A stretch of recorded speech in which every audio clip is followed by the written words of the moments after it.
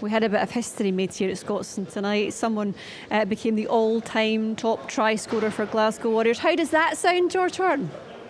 Yeah, I think it'll take a while to sink in, but it sounds pretty cool. So, yeah, most of all, delighted to get the win, but I think I'll look back and I'll be really proud of this day. So, yeah, it's good. Yeah, if you are just joining us, 42 points to 0 it was against the Lions. Do you want to have a look at it? I'll See how it looks? I'll twist your arm. Right, talk us through this little bit of analysis. This is your moment. Yeah, so, look, we tried to hold on to the ball in that first half. Even with the wind, we knew they'd sit deep, and I mean, it's credit to the backs. We've been doing this all season, little short passes, just picking boys off, and Jamie Dobie tonight, I thought he was unbelievable. I think he should play on the wing more often.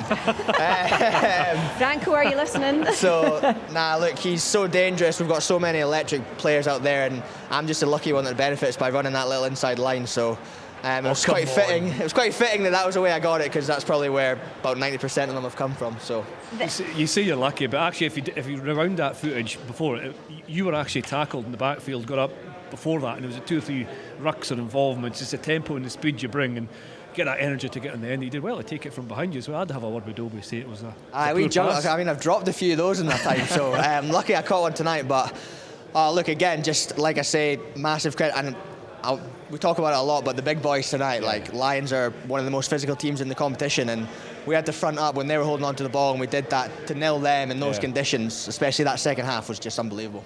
All kidding aside, right, this is a huge moment for you, for your career. This is, you've got a long way to go as well, and it will be probably quite, I know it's exactly as I should, I don't want to jinx things, but for someone to catch you here, what's been going through your mind, sort of knowing this was looming?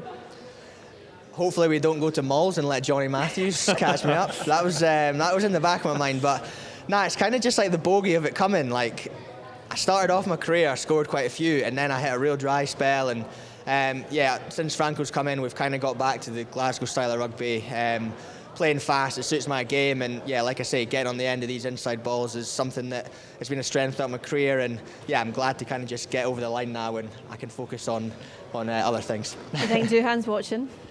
Well, he's another electric finisher. He scores more wonder tries by beating boys, but look, it's always nice to get over the line. Chris, put this in a little bit of context if you can for us, because it's very difficult for George to sit here and say how fantastic he is, but I think we know just what a feat this is. Totally. And 55, was it 55 or 56? 55. That was 55 tonight. Yeah, I mean, it's just an incredible number of tries, but to get there, you need to be brave, you need to be tough, you need to manage your body, you need to be super fit, you need a wee bit of luck along the way as well, but you have to be willing to put the hard work in, and George absolutely does that. The speed of the game tonight and the number of breakdowns that nines that play in this style have to get to is exhausting, but then to have the energy and the effort still to score that, and over the number of seasons as well, I don't know how many, it's about 8 or 9 seasons he's been around, so 50 odd tries, and Mossy that's actually pretty thought, good. The other day he said he thought I was 23. I did. I was talking. Which I'll take, to be fair. I think we'd all take that. He told me I'm you only were about 8 years ahead of that. He told me you were like 29. 30 in a couple of months. Wow. Do you know, with that in mind though, right, whenever you are, I was going to say the years are creeping on, but honestly, that's a bit ridiculous given the fact you're almost 30, right? But your injury, obviously, you've had a bit of trouble with that recently. How are you doing, and does that feel as though you're sort of back to your full fitness? I went through a couple of years, kind of 2021, 22, I was picking up a few injuries, and it was frustrating. It's the same for every player. It's always hard being injured, but like a touch wood, I've managed to keep fit the last few weeks. I mean, I'll be sore tomorrow. There's a few big bodies flying about out there. What about the shin? Oh, my shin's absolutely dumped. We were wincing. I hope the camera didn't pick up my squeal, because it was embarrassing. But no, I'm feeling good, thanks. I'm loving my rugby. I love playing for this club.